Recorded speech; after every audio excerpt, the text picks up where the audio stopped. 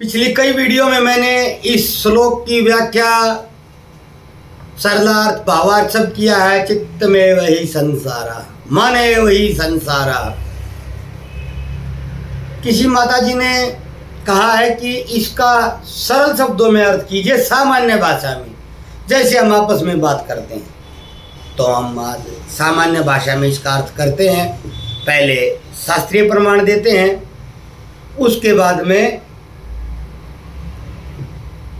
अपने शब्दों में इसकी व्याख्या करते हैं। चित्त ही संसार है।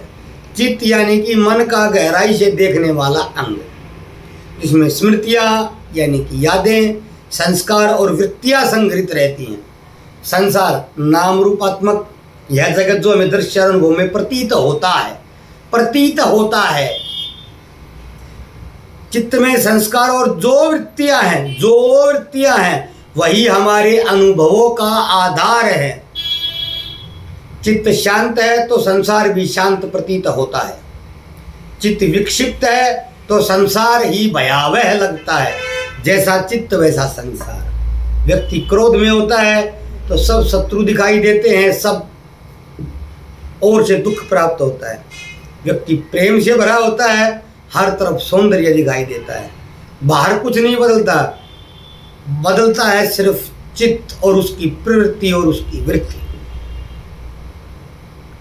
योग सूत्र में महर्षि पातंजलि ने कहा है, चित्त वृत्ति निरोध है योग है।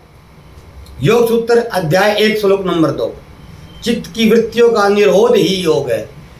तो ये जो योग के नाम पर पेट फुलाए जा रहे हैं, फेफड़े बड़े छोटे किए जा रहे हैं, नाकों से हवा बाहर अंदर फेंकी जा रही है, ये योग नहीं है। नहीं गीता में कहीं इसका चर्चा, इसका जिक्र है, नहीं पतंजलि महर्षि ने कहा है। आप योग सूत्र उठाकर देख ले, श्रीमद् भगवत गीता उठाकर देख ले। श्रीमद् भगवत गीता में श्री भगवान ने सांख्य योग, भक्ति योग, कर्म योग, ज्ञान योग का जिक्र किया है। ये पता नहीं क्या है। ये प्राणायाम भी नहीं, प्राणायाम भी दूसरे होते, ये व्यायाम से हैं।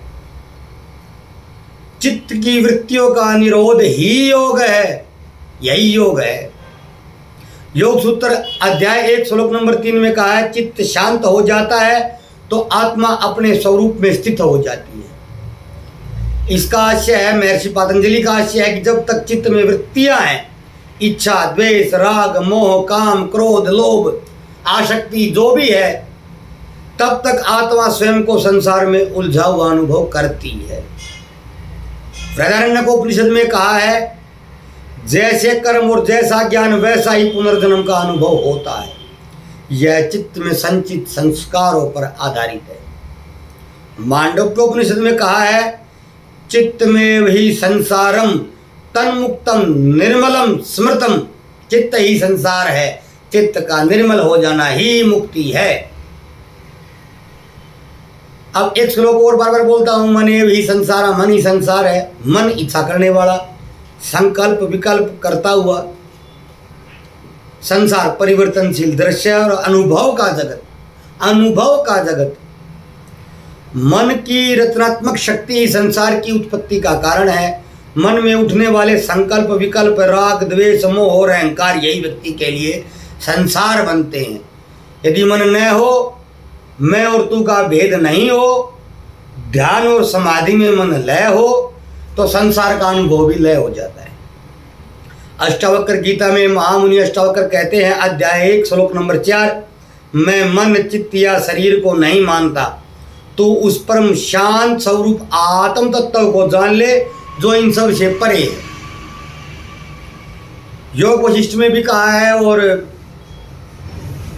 नारद पुराण, ब्रह्म बिंदु उपनिषद, अनेक शास्त्रों में कोटेशन है, मने मनुष्याणाम कारणम बंध मोक्षयो बंधाय विषयासक्तम मुक्तम निर्विषयम स्मृतम।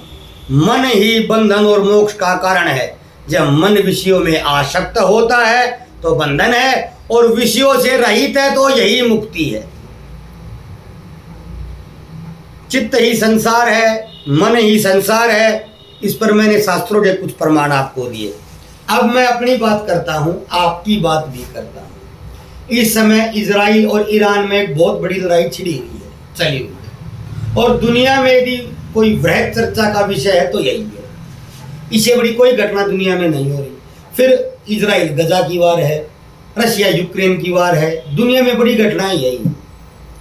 देश में भी बड़ी बड़ी घटनाएं होती हैं, लेकिन वो तो 90% लोगों को पता भी नहीं होती है कि क्या गजा है, क्या इजराइल है, ईरान क्या है। अब उदाहरण ले ले, मेरी एक बुआ ही है, परसों का उनसे बात हुई तो वो बोली मेरे को ओपरा है, ओपरा हरियाणा में बोलते हैं प्रेत बाधा, भूत बाधा को, और उन्होंने 10 मिनट में इतने नुकसान इस प्रेत बाधा के गिना दिए। दुनिया में प्रेत बाधा ही गरीबी का कारण है, प्रेत बाधा ही दुख का कारण है, पेट दर्द भी प्रेत बाधा से ही होता है, संतान भी प्रेत बाधा के कारण नहीं होती है, बीमारी भी प्रेत बाधा से ही है। और वो बोली सबसे बड़ा दुख ये प्रेत बाधा है, ये इसे ओपरा कहते हैं हरियाणा में। ओपरा मतलब कोई अन्य एनर्जी, अन्य ऊर्जा। और बोले मेरे इस ओपरे का इलाज करते, बाकी तो दुनिया में सब सुख है, मेरे यही समस्या दुनिया में होती है।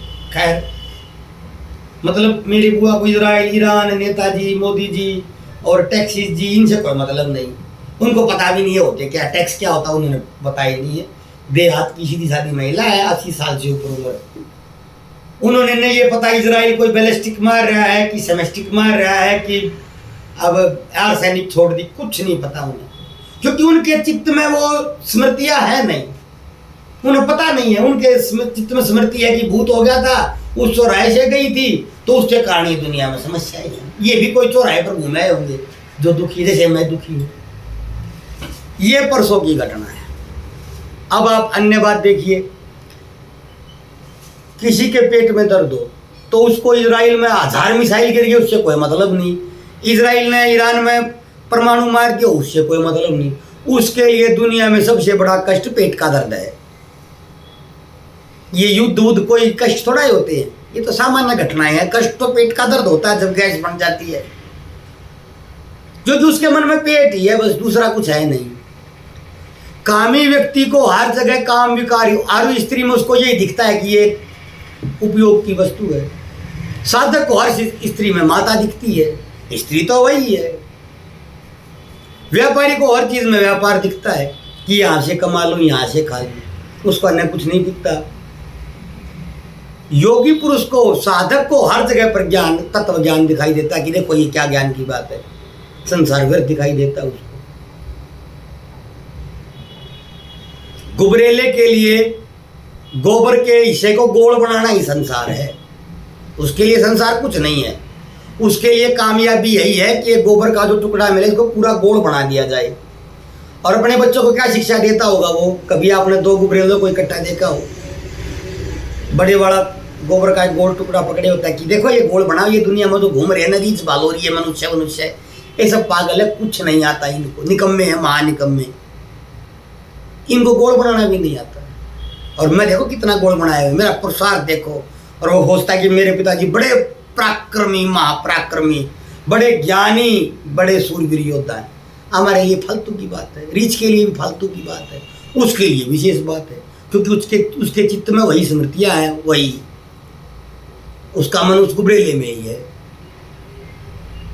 मधुमक्खी का मन शहद में अटका होता है, शेर का मन हिरणमय होता है। शेर को दुनिया में, इजराइल ईरान में क्या हो रहा है, क्या मतलब है?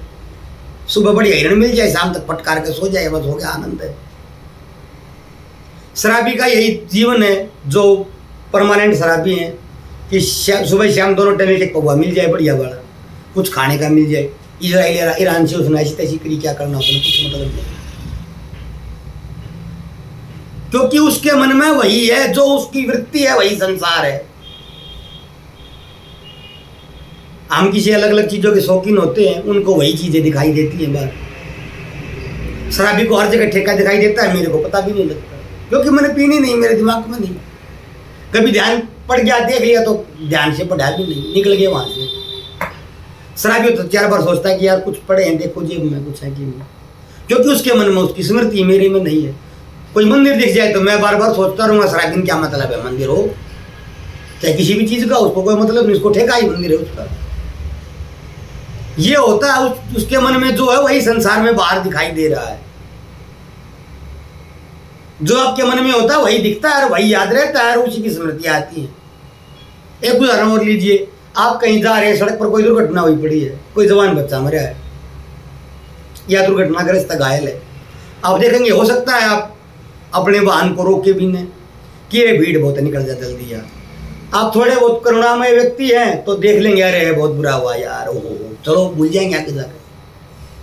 थोड़ा सा आगे जाती है आप भूल जाएंगे। ज़्यादा करुणा से भरे हुए हैं तो 1-2 घंटे 4 घंटे बाद भूल जाएंगे। और यदि कोई आपका जानने वाला हो तो फिर वहीं घटनाएं चेंज हो जाएंगी, क्योंकि आपके दिमाग में मस्तिष्क में स्मृति है उसकी। आप फटाफट गाड़ी से उतरेंगे, फ़ोन करेंगे, उठाएंगे, अरे बाबू लेकर ये हो गया वो हो गया। नहीं जानते तो नहीं, घटना दोनों में बराबर है। एक्सीडेंट हुआ पड़ा है, कोई लेटा हुआ है या मर गया है या घायल है, आपकी स्मृति के अनुसार घटनाएं बदल जा रही है, क्योंकि आपका मन में जो है वही संसार है, बाकी संसार कहीं नहीं है। लोभी को 1-1 रुपया बचाना ही संसार होता है। उसके जीवन का ध्येय यही कि ज़्यादा इकट्ठा कर ले, लेकर उसने भी नहीं जाना। ये बात उसको भी पता है कि मैं साथ लेकर नहीं जाऊंगा।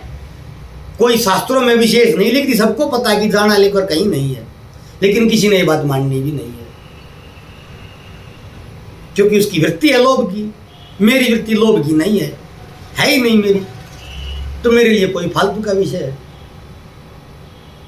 कहीं कोई प्रवचन हो रहा है मेरे लिए बहुत बड़ी बात है, साथ में कोई पहलवान जी जा रहे हैं उसके लिए फालतू का विषय, पता नहीं बाबा जी क्या है बोल बाल रहे हैं, कुछ नहीं, अलग ही बोल रहे कुछ, तो उसके लिए फालतू का विषय है। मेरे लिए बड़ी गंभीर बात है ये, क्योंकि मेरी स्मृति में वो बातें हैं, उसको पता ही नहीं क्या हो रहा है, क्योंकि उसकी स्मृति में कोई कुश्ती वुश्ती हो रही है उसके लिए बड़ी रोचक विषय हो जाएगा। क्रिकेट प्रेमी के लिए क्रिकेट का मैच टीवी में आ रहा है, उसके लिए सारा दिन वहीं बैठा रहेगा, बहुत बड़ी घटना है, सारा दिन ऐसे करके बैठा रहेगा, खाना पीना सब छूट जाएगा। ओहो कोहली जी जीत गए, कोहली जी हार गए, गांगुली जी ने ये कर दिया, ओहो भारत हार गया, भारत जीत गया। अब जो मेरे जैसा व्यक्ति है या कोई मेरी बुआ जैसा है जिसने क्रिकेट कभी देखना नहीं सुनना नहीं, उसके लिए कोई न्यूज आ भी जाएगी तो फालतू का विषय, कोहली जी हार गए कोई बात नहीं, कोहली जी जीत गए कोई बात नहीं, कब जीत लिया हमने क्या है। अब बेंगलोर में इतने आदमी मरे, मैं होता तो थोड़ा बेंगलोर जाता, मैं तो मेरे शहर में भी ना जाऊँ, कोहली जी चाहे बाहर से घूमते रहे, मेरे को क्या मतलब कोहली जी से, मैंने लेना ना देना ना, क्या करूँगा कोहली जी का बताओ, क्योंकि मेरे स्मृति में उस वो वृत्ति नहीं है। कोई प्रकांड विद्वान जा रहा हो तो और दे देख के शायद मैं भाग लूँ, मेरी स्मृति में है, मेरी वृत्ति में है। आपके चित्त में जो बात स्टोर है, जो स्मृति है, वही संसार है बस। ठग को हर जगह ठगी का मामला ही दिखाई देता है, साधु को ठगी का कोई पता ही नहीं होता, उसने क्या पता ठगी क्या होती है, कैसे करते हैं, किसी तो दुनिया में है ही, सब कुछ है, लेकिन जो आपकी स्मृति में नहीं है वो आपको नहीं पता। सपन भी ऐसे ही आते हैं, जो प्रेतों से डरता है उसको रात दिन प्रेत दिखते हैं, सांप से डरने वाले को रात दिन सांप दिखते हैं। मेरे को खुद को तैरना नहीं आता, सपने में कभी कभार सपने में से मेरे को आते नहीं न के बराबर, लेकिन पहले कभी जल में डूबने के ही आए, मेरे को यही आए। सपने में जापान मेरे को कभी नहीं दिखा, क्योंकि जापान मेरे सपने में क्या दिखेगा, मेरी स्मृति में जापान है ही नहीं, मैं कभी जापान गया नहीं। मेरा गांव 100 बार दिख लिया, क्योंकि मेरी स्मृति में मेरा गांव है, जापान नहीं है। यही संसार है बस, इसी से मुक्त होना है। बाकी जो आप मुक्ति की मोक्ष की जो मठाधीश और कथापतियों से जो सुनते हैं वो सब कथापति हैं बस, कहीं काम नहीं आएंगी वो, क्योंकि बांधे हुए आपको आपका मन है और मुक्त तो आपको आपके मेरे मन से हमको होना है। बाकी संसार में कोई किसी को नहीं बांधता है न बांध सकता है। मने मनुष्याणाम कारणम बंध मोक्ष यो, बंधन और मुक्ति का कारण आपका मेरा मन ही है बस, दूसरा कुछ नहीं है।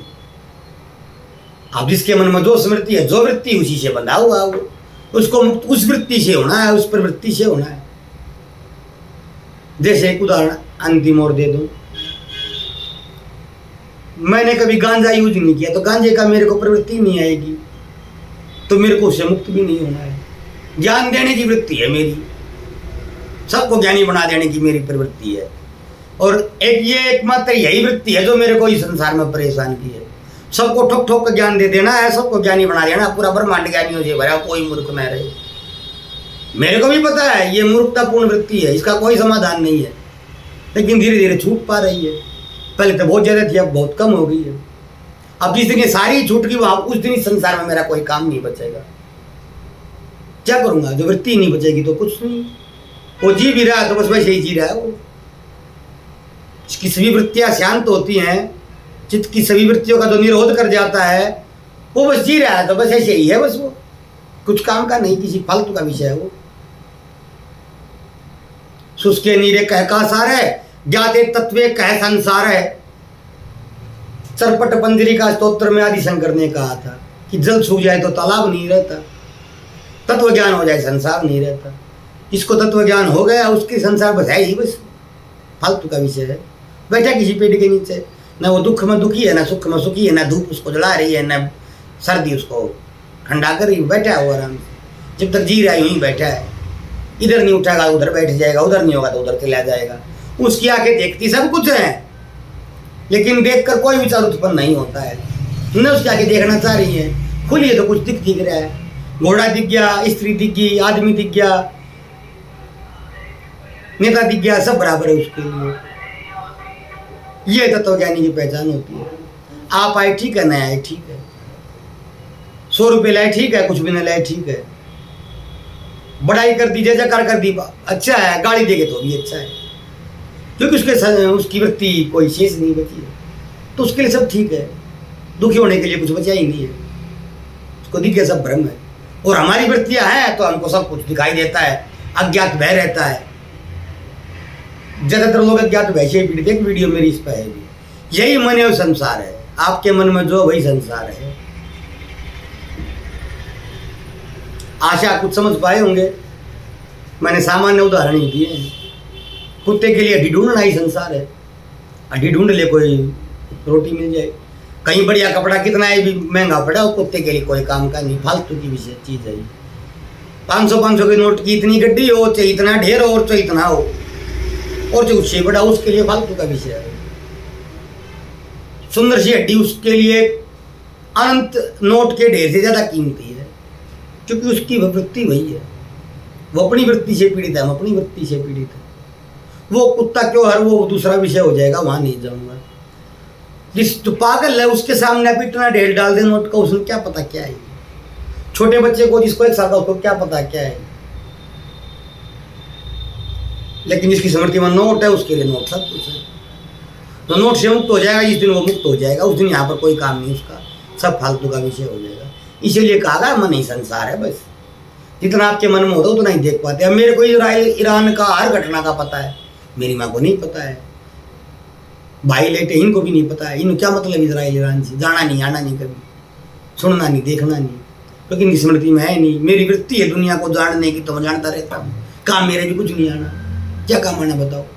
इजराइल कभी जाना नहीं, ईरान कभी जाना नहीं, न उनसे मिलना है न देखना है, बताओ क्या करेंगे। मेरी वृत्ति है बढ़िया बढ़िया चीज जानना, बढ़िया बड़ी घटनाओं को विश्लेषण करना, मेरी वृत्ति है। मेरे लिए वही संसार है। और किसी स्त्री के लिए गली में क्या होगा, उधर क्या होगा, यही संसार है। उदाहरण और दे रहा हूं। कल मैं गांव में गया था तो मेरे को एक आदमी मिल गए, वैसे तो भाई लगते, उम्र उनकी मेरे से 20-25 साल ज्यादा ही होगी। बोला क्या चल रहा है? मैं कुछ नहीं, इतना बड़ा युद्ध चल रहा है। बोला युद्ध तो गांव में हुआ कल, फला का और फला परिवार का, ऐसा युद्ध दुनिया में हुआ ही नहीं। ऐसी गंडासी बजी, ऐसे लठ बजे हैं कि हो प्रलय होगी होती हो तो गांव राम ने मिलकर छुड़वा दिया, नहीं तो जग प्रलय होगी होती। ओहो, ऐसा भीषण सत्यानाश देखा ही नहीं। मैं ईरान इजराइल की बैलिस्टिक और आर्सेनिक गा रहा हूँ, वो गंडासी और लठ गा रहे हैं। उसको वही घटना बड़ी भारी लगी। मेरे को लगी 2-2 देश लड़के लाखों आदमी मरने वाले हैं, ये क्या घटना है। मेरे लिए फालतू का विषय था वो, क्योंकि न मैं लड़ने वाले को जानता न फला को जानता। मेरी स्मृति वहां पर थी, उसकी वहीं पर थी। उसके लिए ईरान इजराइल कल मर जाए, युद्ध रुक जाना था। ये गांव वाला, ये बहुत बड़ी घटना हो जाए। एक बार एक पत्रकार किसी गांव में गए, हरियाणा के, में एक ताऊ बैठे थे। पत्रकार ने कहा, ताऊ जी आपको पता है कि हमारे प्रधानमंत्री आदरणीय श्री नेहरू जी नहीं रहे। अब ताऊ ने पता नहीं नेहरू क्या होता है, प्रधानमंत्री है ये सुना ही नहीं था, अनपढ़ थे और बहुत पहले की घटना है। घटना ही है, चुटकुला ही है, सुनिए ज्ञान लीजिए। तब बोले नेहरू के मरने से क्या फर्क पड़ता है, कल हमारे गांव में नंबरदार मर गया तभी फर्क नहीं पड़ा। उनके लिए नंबरदार उस नेहरू जी से ज़्यादा बड़ा है। नंबरदार पता नहीं क्या है, नेहरू जी पता नहीं कौन है, क्योंकि उसका संसार नंबरदार ही है। पत्रकार को नेहरू जी की बड़ी घटना दिख रही है, ताऊ जी को नंबरदार की घटना बड़ी दिख रही, दोनों बड़ी बड़ी जगह पर सही है, गलत कोई नहीं है। मेरे गांव वाले को वो गांव वाला बच गया, वो बड़ी घटना लग रही थी, मेरे को वो लग रही थी, क्योंकि मेरी स्मृति वृत्ति वहां थी, उसकी वहां थी। मैं गांव में रहता नहीं, कभी कभार गया, कोई मर जाए तो क्या है, कोई जी रहा है तो क्या है, यही संसार है। आप किसी क्रोधी कामी लोभी को पागल कर दीजिए, सिर्फ स्मृति भंग होगी, स्मृति नष्ट होगी और कुछ नहीं होगा। ना उसका काम बचेगा, न क्रोध बचेगा, न लोभ बचेगा, न मोह बचेगा। आदमी भी वही है, संसार भी वही है, सब कुछ वही। स्मृति नष्ट हो गई, वृत्तियां खत्म होगी इस जन्म के लिए।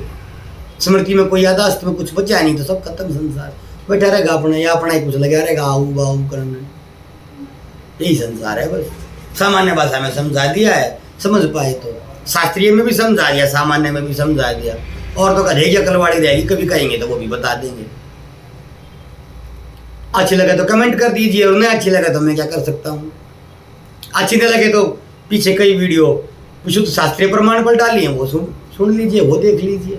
और वो भी अच्छी न लगे तो अन्य कई बाबा जी की कथाएं चल रही, वो सुन लीजिए, वो अच्छी लग जाए क्या पता। धन्यवाद, कल फिर मिलते हैं। कल मैं पिशाच योग की व्याख्या, पिशाच योग का कारण, प्रत्येक भाव में पिशाच योग बनता है तो क्या क्या कष्ट देता है, और प्रत्येक भाव के अलग अलग उपाय, इस पर वीडियो लेकर आऊँगा। आज लेकर आता लेकिन आधा लिख पाता, आधा लिख नहीं पाया, और बिना लिखे बिना काफ़ी कुछ भूल जाते हैं। और परसों फिर राहु पर डालेंगे, ऐसे ही डालते रहेंगे जब तक जीवित हैं। जब नहीं रहेंगे तो कोई और डालेगा, ये संसार ऐसे ही चलता रहेगा। धन्यवाद। जय भोलेनाथ, जय जगन्नाथ।